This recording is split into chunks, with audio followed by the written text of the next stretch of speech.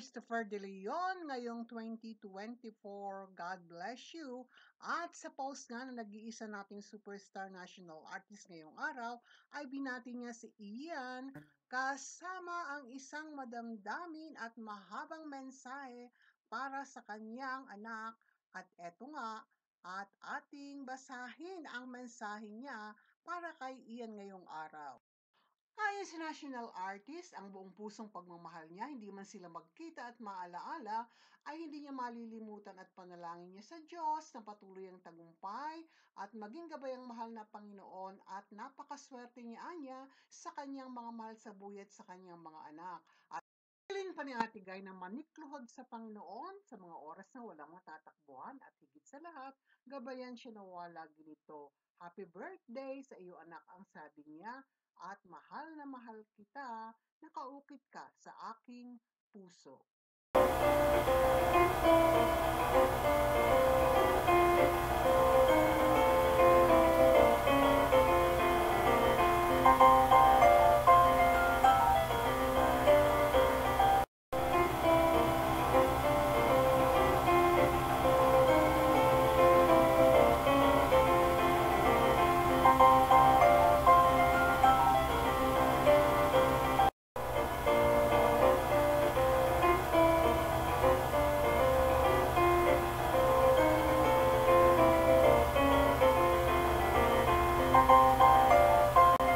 Isang malugod na pagbati po ng happy birthday at tayo hindi nakalilimot na batiin si Ian Christopher De Leon na nakabanding na natin sa kanyang mga live stream doon at ngayon ay busy siya, and of course happy birthday Ian, Ma'am Owen, never forget your special day, and to your siblings and as well as your mom and your nephews and nieces and your kids.